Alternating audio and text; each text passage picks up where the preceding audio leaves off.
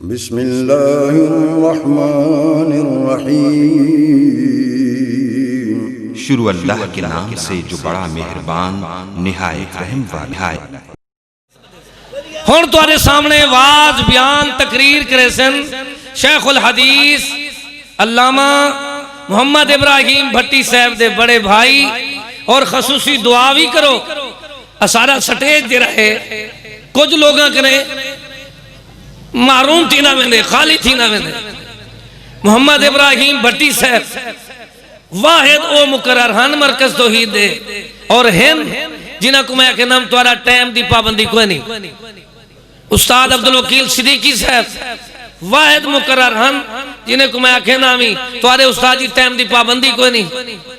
और डॉक्टर अब्दुल रशीद अजहर साहब वाहिद उस्ताद हन जिन्हें ने इल्म दे समंदर अल्हम्दुलिल्लाह बेहतरीन कोशिश पेश की जिमें वो बुजुर्ग बीमार हैं मोहम्मद इब्राहिम भट्टी साहब उन्हां दी याद ताज़ा करने वास्ते उन्हां दे दुआ करने वास्ते उन्हां दी चाहत पूरी करने वास्ते असा सजे से उन्हां दे वड्डे भिरा को मैं दावत देना शेखुल हदीस ज़ियाउल हक साहब भट्टी तशरीफ घेनावें इजहार ख्याल फरमावें।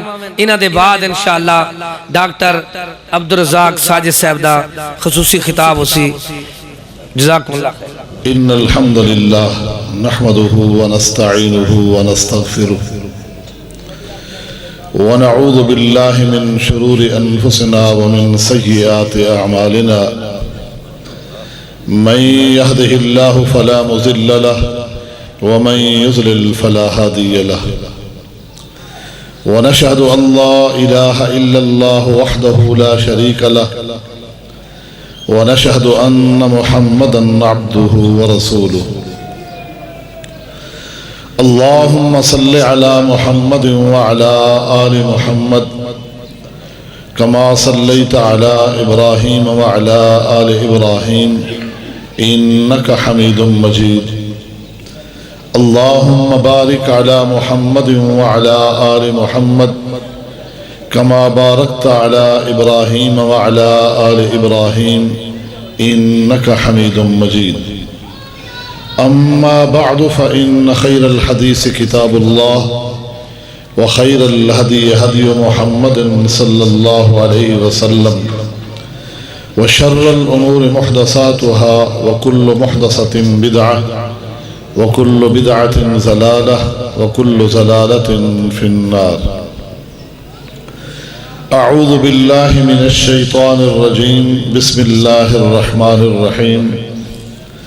सुम्मा जअलनाका अला शरीअतिन मिनल अम्र फत्तबिअहा व ला तत्तबिअ अहवाअल्लज़ीना ला यअलमून इन्नहुम लन युग़्नू अन्का मिनल्लाहि शैअन व इन्नज़्ज़ालिमीन बअज़ुहुम औलियाउ बअज़ वल्लाहु वलियुल मुत्तक़ीन। हाज़ा बसाइरु लिन्नास व हुदन व रहमतुल लिक़ौमिन यूक़िनून।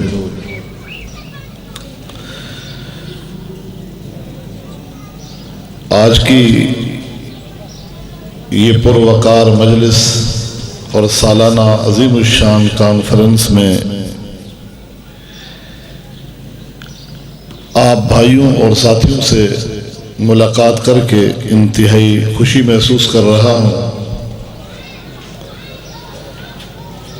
हज़रत कारी साहब अल्लाह उन्हें जज़ाए खैर अता फरमाए जो हमारी और आपकी मुलाकात का सबब और ज़रिया बने।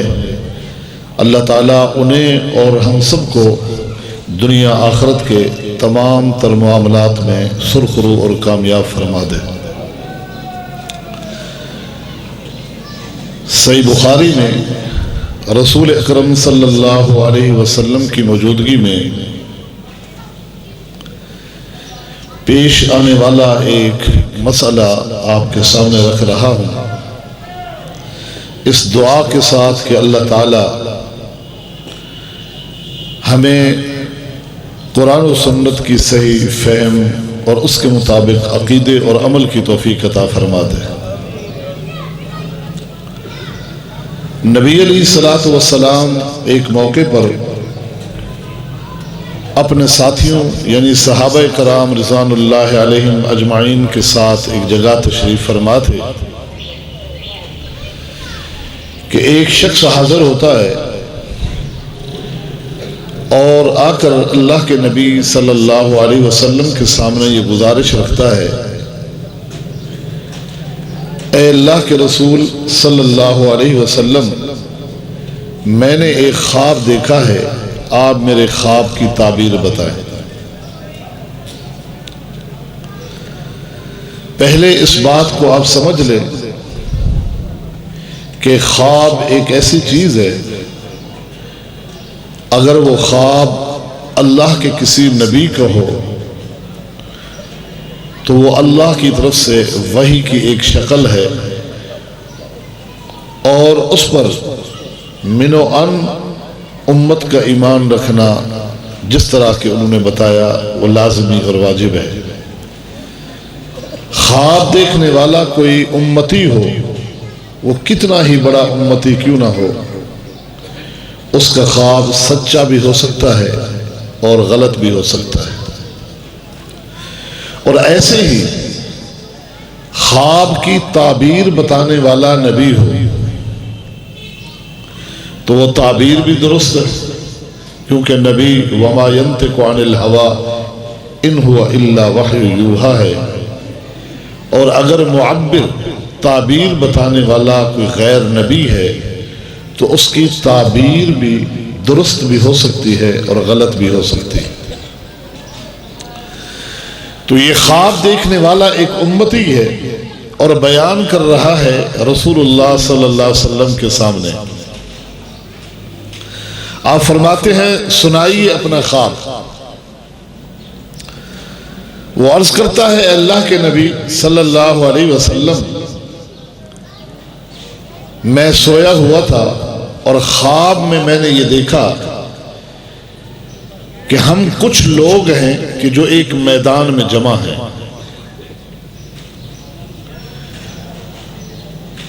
और हम जितने भी लोग खड़े हैं मैदान में, हम सब पर बादल का एक टुकड़ा आता है, आकर साया कर लेता है। तो हम बादल के उस टुकड़े के साए के नीचे खड़े थे। फिर देखते ही देखते मैंने क्या देखा कि बादल के उस टुकड़े से दो चीजें बरसने लग गई, एक घी और एक शहद। ये दो चीजें बादल के उस टुकड़े से बरसना शुरू हो जाती है। तो हम जितने भी लोग खड़े थे, हमने घी और शहद समेटना शुरू कर दिया, इकट्ठा करना शुरू कर दिया। दोनों कीमती चीजें, उम्दा चीजें थी, बादल के टुकड़े से बरस रही। हम में से हर शख्स कुछ ना कुछ ले लेता है। हाँ, ये जरूर था कि मैंने देखा कि किसी के हाथ कुछ ज्यादा लग रहा है, किसी के हाथ कम, लेकिन महरूम कोई नहीं था। घी भी और शहद भी हम में से हर शख्स के पास है, किसी के पास ज्यादा है, किसी के पास कम है, लेकिन महरूम कोई नहीं। फिर अल्लाह के नबी सल्लल्लाहु अलैहि वसल्लम में खड़ा ही था कि देखता हूं कि एक रस्सी है जो आसमान से लटकती है और जमीन से टकरा जाती है। आसमान से जमीन तक एक रस्सी लटक रही है। ऐ अल्लाह के नबी सल्लल्लाहु अलैहि वसल्लम, उस रस्सी के करीब मैंने आपको देखा कि आप खड़े थे और मैंने आपको देखा कि आपने उस रस्सी को पकड़ा और आप उस रस्सी को पकड़कर ऊपर को चढ़ने लग गए। हम सब आपको देख रहे थे। देखते ही देखते आप हमारी नजरों से ओझल हो गए, गायब हो गए। जब आप गायब हुए तो आपके बाद हम में से एक शख्स ने उस रस्सी को पकड़ लिया। हम में से एक शख्स ने उस रस्सी को पकड़ लिया उसी तरीके से जिस तरह आपने पकड़ा हुआ था। और फिर वो शख्स भी चूंकि आपको चढ़ता हुआ देख चुका था तो वो भी उस रस्सी को पकड़कर ऊपर चढ़ने लग गया। हम अब उसको देख रहे, देखते ही देखते वो शख्स भी गायब हो गया। जब वो गायब हुआ तो उसके बाद हम में से एक शख्स और आगे बढ़ता है और उसने भी रस्सी को पकड़ लिया। वो भी इस तरीके से चढ़ते चढ़ते गायब हो गया। तो फिर आपके बाद एक तीसरे शख्स ने रस्सी को पकड़ा। वो थोड़ा ही चढ़ा था कि रस्सी टूट गई। रस्सी टूट गई, हम परेशान हो गए। तो फिर उस रस्सी को जोड़ा गया, उस रस्सी को जोड़ा गया। फिर वो साथी उस रस्सी को पकड़ता है और चढ़ने लगता है। अब वो चढ़ने में कामयाब हो गया। चढ़ते चढ़ते जब वो गायब हुआ तो मेरी आंख खुल गई, मैं जाग गया। ऐ अल्लाह के नबी सल्लल्लाहु अलैहि वसल्लम, ये था मेरा ख्वाब, आप मेरे ख्वाब की ताबीर बताएं। अब इस ख्वाब को सहाबा कराम भी सुन रहे हैं जो आपके साथ बैठे थे। अबू बकर और उमर भी बैठे हैं। आप इस ख्वाब की ताबीर बताएं। अभी नबी अलैहिस्सलाम ने ख्वाब की ताबीर बयान करना शुरू नहीं की कि अबू बकर सिद्दीक रज़ी अल्लाह ताला अन्हु अर्ज करते हैं, अल्लाह के पैगंबर, अगर इजाजत हो तो इस ख्वाब की ताबीर मैं बता दूं। नबी अलैहिस्सलाम ने फरमाया, अबू बकर आप बताएं, इस ख्वाब की ताबीर आप बताएं। तो अब ख्वाब की ताबीर सईदना अबू बकर सिद्दीक रज़ी अल्लाह ताला अन्हु बयान करते हैं अल्लाह के पैगंबर की मौजूदगी में।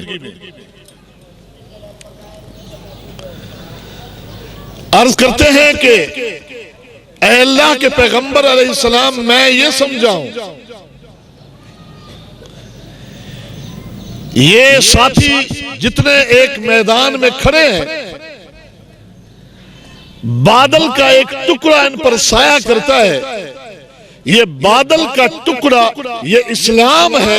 इसका मतलब ये है कि इसके नीचे खड़े होने वाले सारे मुसलमान हैं।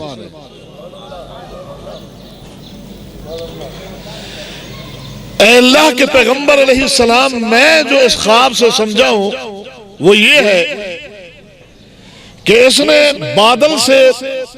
बादल के उस टुकड़े से दो चीजें बरसती हुई देखी,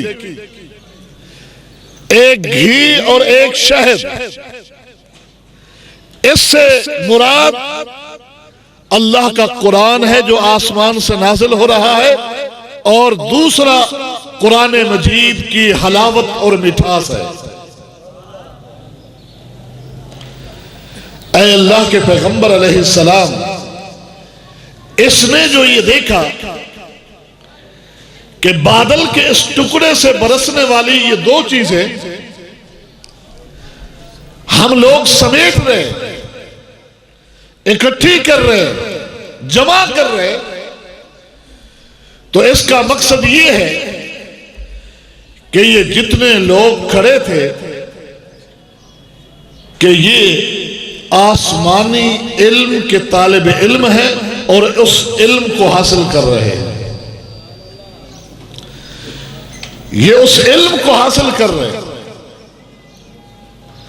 इसने देखा कि किसी के हाथ ज्यादा लगी चीजें और किसी के हाथ कम। इसका मकसद ये है कि इल्म में ये लोग सारे बराबर नहीं हैं। किसी के पास शरीयत का इल्म ज्यादा और किसी के पास शरीयत का इल्म कम। और ऐ अल्लाह के नबी सल्लल्लाहु अलैहि वसल्लम, इसने आसमान से जमीन तक एक लटकती हुई रस्सी देखी। ये रस्सी सिरातुकल मुस्तकीम, ऐ अल्लाह के पैगंबर आपका सीधा रास्ता है। ये आपका सीधा रास्ता है। आपका उस रस्सी को पकड़कर ऊपर को जाना, हत्ता के गायब हो जाना, इसका मकसद मैं ये समझा हूं कि आप सारी जिंदगी इस सीधे रास्ते पर हैं। दुनिया की कोई ताकत आपको इस रास्ते से नहीं हटा सकती। आपके बाद एक और शख्स का इस रस्सी को पकड़ना, इसका मतलब ये है कि अल्लाह के पैगंबर आप इस दुनिया से जब चले जाएंगे, आपका जो जानशीन मुकर्रर किया जाएगा, सिद्दीक को उस वक्त मालूम नहीं था कि वो मैं होऊंगा। जो आपका जानशीन मुकर्रर किया जाएगा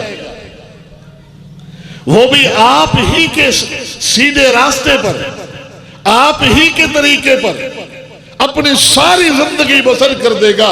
दुनिया की कोई ताकत उसको भी आपके सीधे रास्ते से नहीं हटा सकेगी। आपके बाद, उसके बाद जो दूसरा शख्स आएगा, उसका हाल भी यही होगा कि वो भी आपके सीधे रास्ते पर चलता चलता खालिक के हकीकी से जा मिलेगा। और आपके बाद तीसरा शख्स जब आएगा, उसके दौर में हालात खराब हो जाएंगे, उसके दौर में हालात कुछ खराब हो जाएंगे मुसलमानों के, लेकिन वो अल्लाह की तौफीक से हालात पर काबू पाने में कामयाब हो जाएगा। और वो भी आपके सीधे रास्ते पे चलते चलते अपने खालिक से जा मिलेंगे। ऐ अल्लाह के पैगंबर अलैहिस्सलाम, ये मैं इनके ख्वाब का मतलब समझा हूं, अब आप बताएं, अख्ताअतु अम असबतु, कि मैंने ख्वाब की ताबीर सही बताई है या गलत? मैंने ख्वाब की ताबीर सही बताई है या गलत? इस वाक़े के अंदर अगरचे हमारे सामने मसाइल और मौज़ूआत तो बहुत सारे निकलते हैं, लेकिन हमने सिर्फ इस नुक्ते को समझना है कि सिद्दीक का अकीदा भी यही है कि समझने में मुझसे भी गलती हो सकती है, और मेरी बात भी अल्लाह के पैगंबर की तस्दीक की मोहताज है। जब तक अल्लाह के पैगंबर की तस्दीक मेरी बात की ना हो, उस वक्त तक सिद्दीक की बात भी हुज्जत दलील नहीं बन सकती। ये फिक्र खुद अबू बकर सिद्दीक की भी है, जब ही तो पूछ रहे हैं कि अख्ताअतु अम असबतु, अल्लाह के पैगंबर मैंने जो कहा दुरुस्त है या गलत? नबी अलैहिस्सलाम ने क्या फरमाया? फरमाया, अबू बकर अख्ताअत बाज़न व असबत बाज़ा। अबू बकर, ख्वाब की ताबीर बताने में आप दुरुस्त रहे, लेकिन आपसे खता भी हुई है, कुछ गलती भी हुई है ताबीर बताने में। फिर नबी अलैहिस्सलातु वस्सलाम ने उस ताबीर में पाई जाने वाली गलती की निशानदेही नहीं फरमाई। अइम्मा इस्लाम, अइम्मा हदीस इस हदीस पे जरा करते हैं और देखते हैं कि सिद्दीक ने जो ताबीर बताई, तारीख इस्लाम के आईने में देखा जाए बिनौअन दुरुस्त है। तो नबी अलैहिस्सलाम ने कैसे बताया? यकीनन कोई खता तो जरूर है कि जिसकी तरफ नबी अलैहिस्सलाम ने इशारा फरमाया। मुख्तलिफ तौजीहात बयान की गई है। बुखारी के शारे हाफिज इब्ने हजर फतुल बारी में जिस कौल को तरजीह देते हैं वो ये है कि सैयदना अबू बकर सिद्दीक रज़ियल्लाहु अन्हु ताबीर बताने में जहां उन्हें खता होती है वो शायद ये हो सकती है कि आसमान से बरसने वाली दो चीजें बताई। बादल के टुकड़ों से दो चीजें बरस रही थी, घी और शहद, और उन्होंने जो चीज बताई है वो एक ही है, कुरान और कुरान का मिठास, ये एक ही चीज है। सिद्दीक को यहां कहना चाहिए था कि ये दो बरसने वाली चीजें एक अल्लाह का कुरान है और एक मोहम्मद रसूलुल्लाह का फरमान है। ये दो चीजें आसमान से आई है, क्योंकि नबी अलैहिस्सलाम ने फरमाया, लोगों मुझे कुरान और इसके साथ एक और इसी जैसी चीज दी गई, या अल हदीस।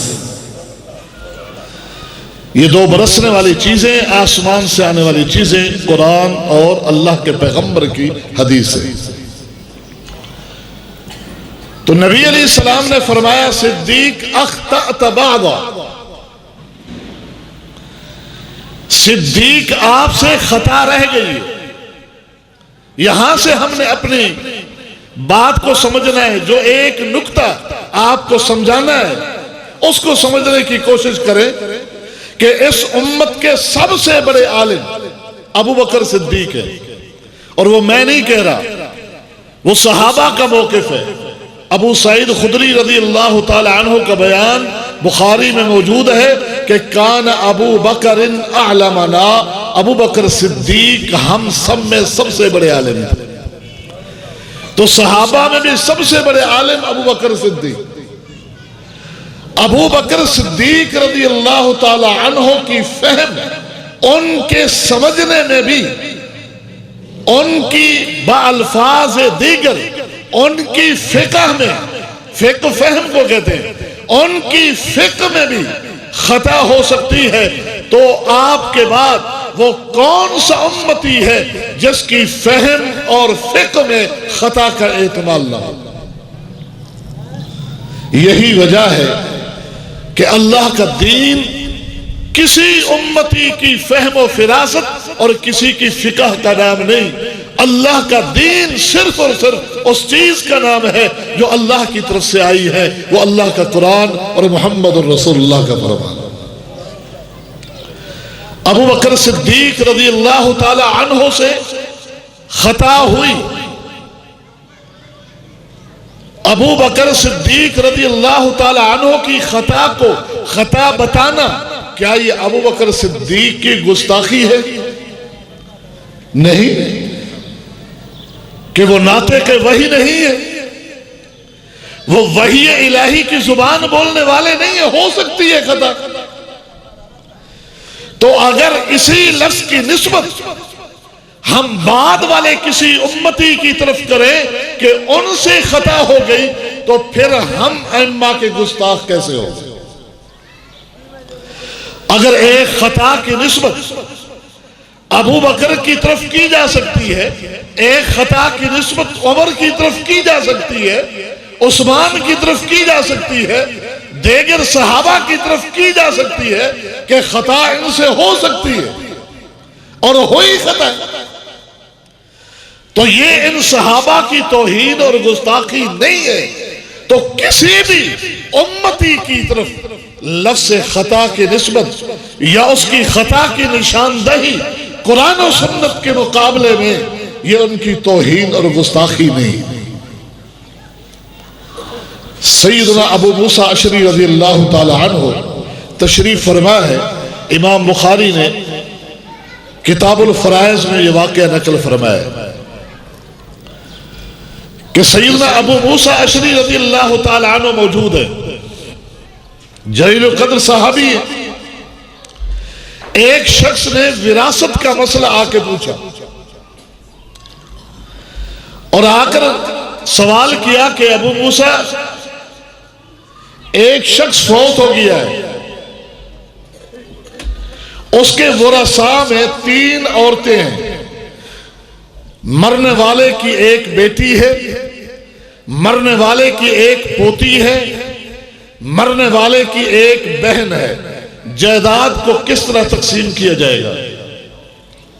तो सैयदना अबू मूसा अशरी रज़ी अल्लाह ताला अन्हु कुरान मजीद की कुछ आयत को सामने रखते हैं कि एक आयत में ये आया है कि मरने वाले की एक बेटी हो तो जायदाद आधी उसको दी जाएगी, और एक दूसरी आयत में ये बताया गया कि मरने वाले की सिर्फ एक बहन हो तो आधी जायदाद उसको मिलेगी। इन 2 आयात को सामने रखकर अबू मूसा अशरी रज़ी अल्लाह ताला अन्हु फैसला देते हैं कि भाई जायदाद के 2 हिस्से करो, आधी जायदाद बेटी को दो, आधी जायदाद बहन को दो, पोती को कुछ नहीं मिलेगा। ये जवाब देने के बाद फरमाते हैं अब्दुल्ला इब्ने मसूद रज़ी अल्लाह ताला अन्हु मौजूद हैं, इन्नहु हिब्र, वो बड़े आलिम हैं, आप उनके पास चले जाएं, उनसे भी ये सवाल करें, फासा युताबिउनी वाति इब्न मसऊद फइन्नहु हिब्र फासा युताबिउनी, जवाब तो वो भी वही देंगे जो मैंने दिया, लेकिन फिर भी आप अब्दुल्ला इब्ने मसूद रज़ी अल्लाह ताला अन्हु के पास जाएं और उनसे मसले का हल पूछें। अब ये सवाल करने वाला सहाबी रसूल सैयदना अब्दुल्ला इब्ने मसूद के पास जाता है, जाके सवाल रखा सामने, अबू मूसा अशरी का जवाब रखा, पूरी बात बताई कि मैं पहले सवाल लेकर अबू मूसा के पास गया, उनका जवाब बताया कि उन्होंने ये जवाब दिया है, फिर उन्होंने आपके पास भेजा है, ये कहकर कि अब्दुल्ला इब्ने मसूद बड़े आलिम हैं, आप उनसे पूछ लें, वैसे जवाब तो वो भी वही देंगे जो मैंने दिया, लेकिन फिर भी आप उनसे पूछ लें।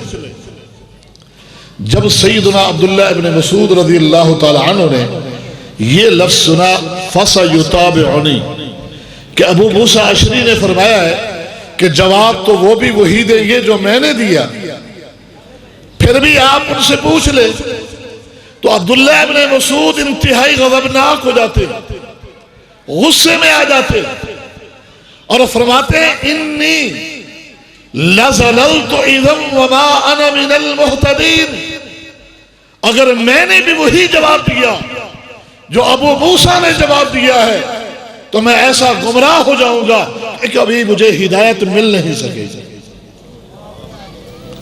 अगर मैंने वही जवाब दिया जो अबू मूसा ने जवाब दिया, वलाकिन अक़दी फीहा कमा क़ज़ा नबी सल्लल्लाहु अलैहि वसल्लम, मैं जवाब अबू मूसा के जवाब पे नहीं दूंगा, मेरा जवाब वो होगा जो मुहम्मदुर रसूलुल्लाह का जवाब था।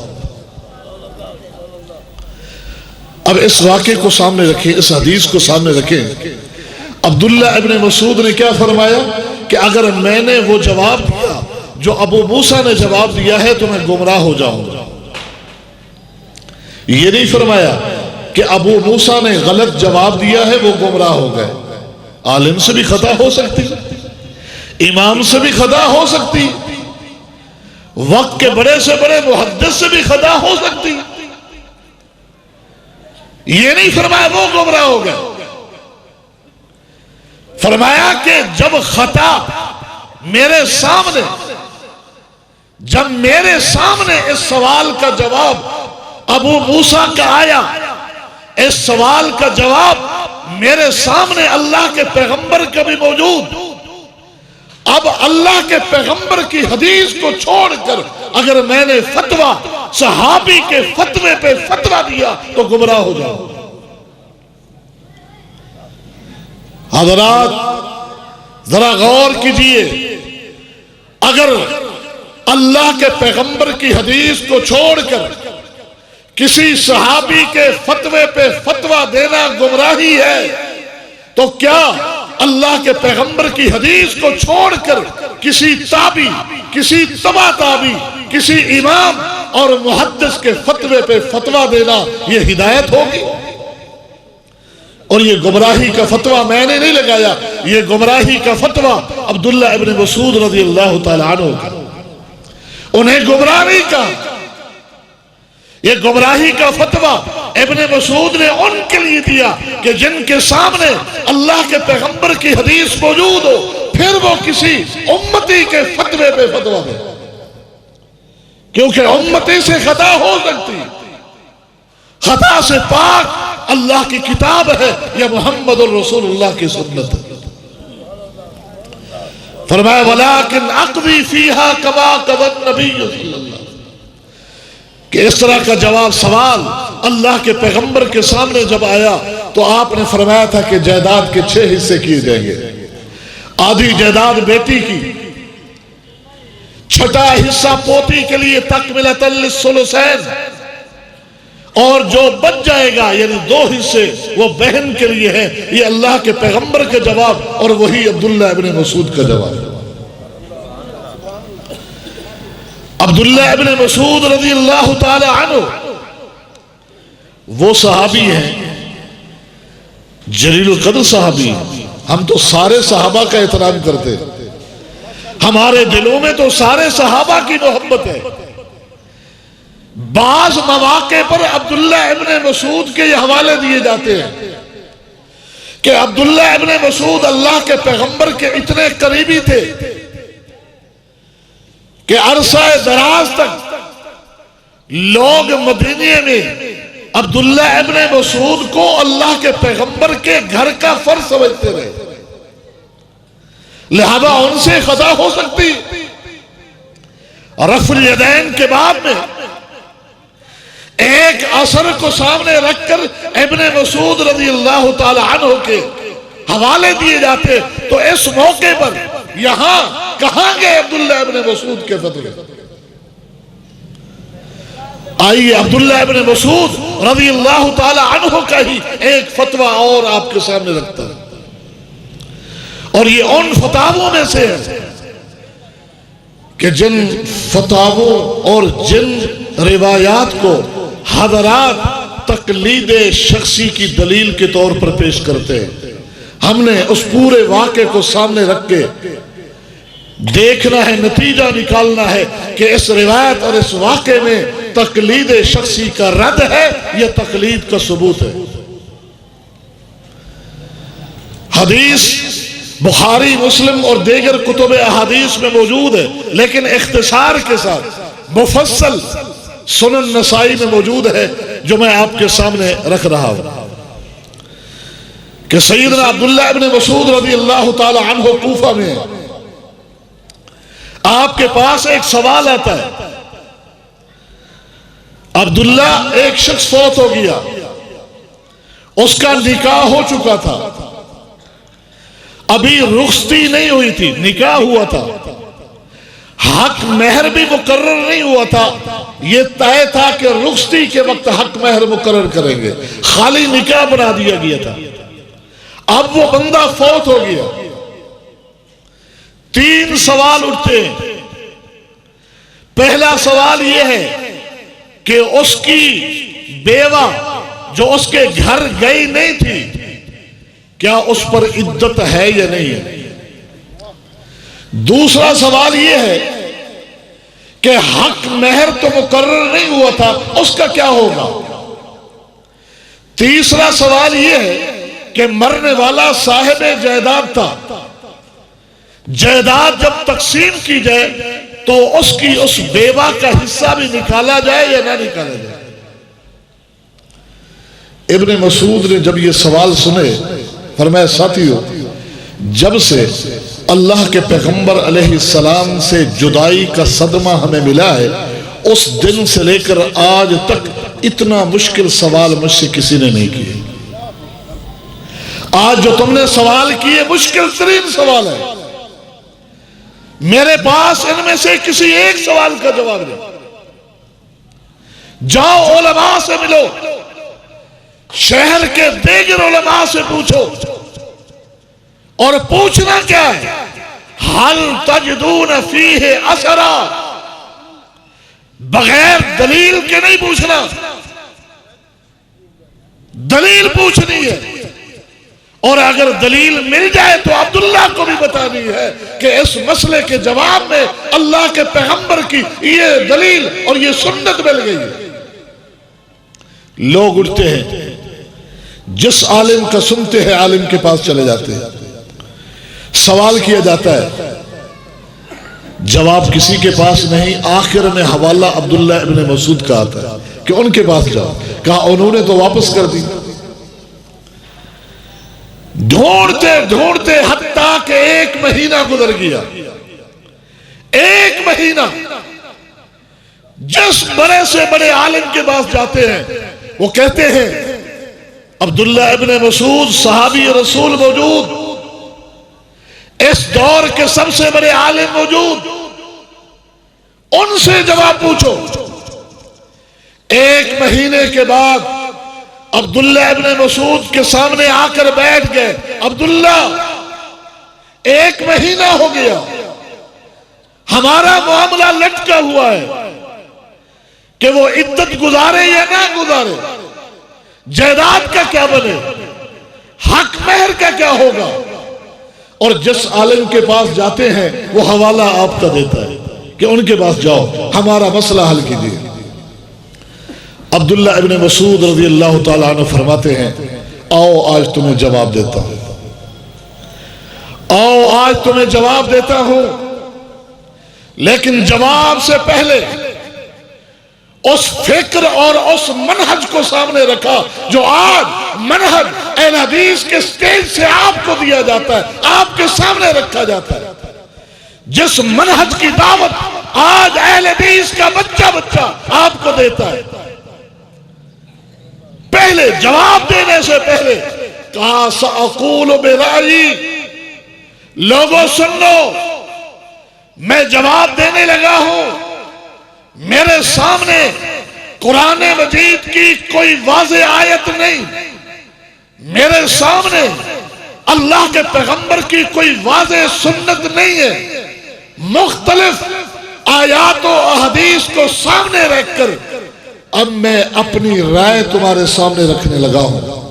और लोगों, यकुनिल खता फमिन्नी व मिनश शैतान वल्लाहु व रसूलुहु बरीआन व यकुन सवाबा फमिनल्लाह। मेरा जवाब सुनने से पहले ये मेरी फिक्र, मेरा अकीदा, मेरी सोच को सुन लो, पल्ले बांध लो कि मेरे जवाब को हर्फ आखिर न समझना।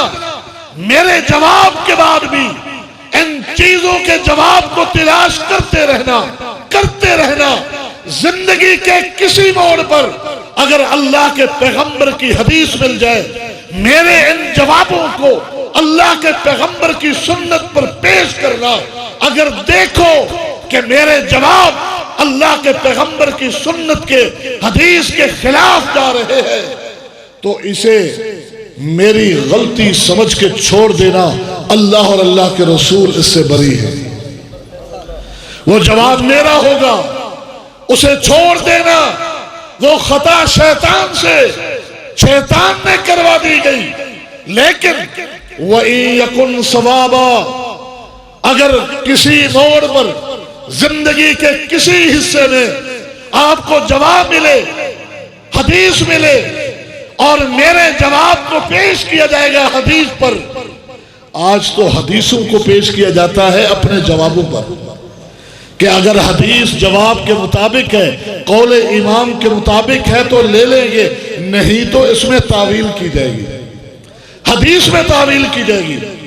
सहाबी ने यह नहीं फरमाया मेरे कौल को पेश करना हदीस पर, हदीस के मुताबिक।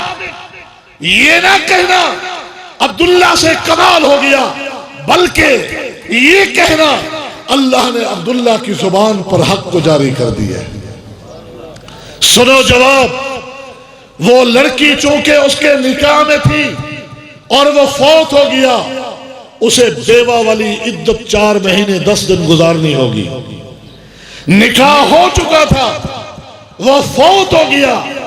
हक महर देखा जाए कि इस तरह की लड़की का हक महर उस मुआशरे और माहौल में क्या होता है, वो मुकर्रर करके जायदाद को तकसीम करने से पहले इसका हक महर निकाल के उसको दिया जाए। और जब तक जायदाद को तकसीम करो तो बेवा का हिस्सा निकाला जाए, क्योंकि जब वो फौत हुआ वो उसके निकाह में था। जाओ, ये मेरा जवाब है। जवाब लेकर खुश होकर चले गए लोग, खुश होकर चले गए। ये जवाब शहरों देहातों में फैलता चला गया कि जिस मसले ने उलमा को परेशान कर रखा था, जवाब मिल गया।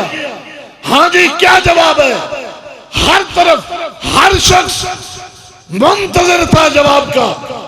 जवाब फैलता चला गया, हत्ता के दूर दराज कबीले बनु अश्जा के लोग आबाद हैं, वहां तक ये बात पहुंची।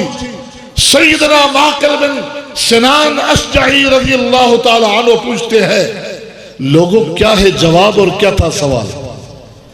मुझ तक तो सवाल नहीं पहुंचा था। क्या था सवाल, क्या था जवाब? सैयदना माकिल बिन सिनान अश्जाई रज़ी अल्लाह ताला अन्हु को लोगों ने पूरी कहानी बताई कि इस तरह एक शख्स फौत हुआ, 3 सवाल उठे, अब्दुल्लाह इब्ने मसूद ने जवाब न दिया।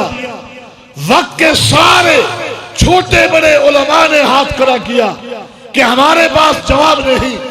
आखिरकार अब्दुल्लाह इब्ने मसूद ने इन 3 सवालों का जवाब दिया। क्या जवाब दिया? जवाब बताए गए कि उन्होंने जवाब में ये कहा, इद्दत भी है, हक महर भी है, मीरास भी है उस औरत के लिए। फौरन सैयदना माकिल बिन सलान अपनी सवारी पर सवार होते हैं, कूफा का रुख करते हैं। दूर दराज का सफर करके कूफा में सैयदना अब्दुल्लाह इब्ने मसूद की मजलिस में पहुंचे। दरसे हदीस की मजलिस लगी है। सवारी पर बैठे बैठे कहा, अबशर या अब्दुल्लाह, अब्दुल्लाह आपको मुबारक हो, मेरे ही खानदान की एक औरत जिसका नाम बिरवा बिन्ते वाशिक था, अल्लाह के पैगंबर के दौर में यही 3 सवाल उठे थे उसके बारे में। ये 3 सवाल मैं अल्लाह के पैगंबर के पास लेकर गया था, तो अल्लाह के पैगंबर ने वही जवाब दिए थे अब्दुल्ला जो तुमने जवाब दिए हैं। अब्दुल्ला के हाथ उठ गए, अल्लाह तेरा शुक्र है कि तूने अपने बंदे की जुबान पर हक को जारी कर दिया। अब बताइए, अब्दुल्ला इब्ने मसूद ने तकलीद का दर्स दिया है या तकलीद को ठोकर मारने का दर्स दिया है? यह सबक दिया कि खता अब्दुल्ला इब्ने मसूद से भी हो सकती है। अब्दुल्ला इब्ने मसूद को भी पेश करना है तो अल्लाह के पैगंबर की सुन्नत पर पेश करना है। अब्दुल्ला इब्ने मसूद के कौल और फतवे को भी पेश करना है तो अल्लाह की किताब पर पेश करना है।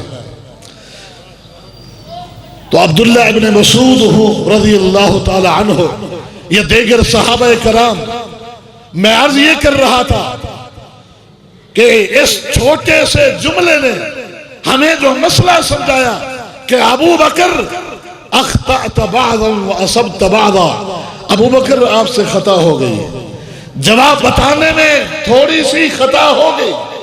इस जुमले ने हमें जो दर्स दिया है वो ये कि जिस चीज में खता हो वो दीन नहीं, और खता हर उम्मती की फहमो फिका में हो सकती है। एक ऐसा मौका भी हमें मिलता है तारीख इस्लाम में कि सहाबा की एक बड़ी जमात मौजूद है, बड़ी जमात मौजूद है, लेकिन सारे के सारे अल्लाह के पैगंबर की हदीस को समझने में खता खा बैठे, क्योंकि खता का एहतिमाल मौजूद है। ये मौका सुलह हुदैबिया का मौका है, सुलह हुदैबिया का मौका है कि अल्लाह के पैगंबर अलैहिस्सलाम ने जब सुलह फरमा ली, शरात तय हो गए, मामलात तय हो गए, आप खड़े होते हैं, एक खुतबा इरशाद फरमाते हैं और साथियों में ऐलान किया, उस साथियों सुलह हो गई है, लिहाजा इस साल हमें वापस जाना है, अगले साल उम्रा करने के लिए आना है। उठो, जो जानवर साथ लाए थे उनको ज़बा करो, बाल मुंडवाओ और एहराम खोल दो। कोई एक साथी भी नहीं उठता, कोई एक सहाबी भी नहीं उठा। अल्लाह के पैगंबर ने ऐलान को दोहराया, उठो, जानवर ज़बा करो, बाल मुंडवाओ और एहराम खोल दो, वापस चल रहा है। कोई एक सहाबी नहीं उठा। तीसरी बार जब ऐलान किया और कोई एक सहाबी भी नहीं उठा, अल्लाह के पैगंबर इंतहाई परेशानी के आलम में सैयदा उम्मे सलमा के खैमे में चले जाते।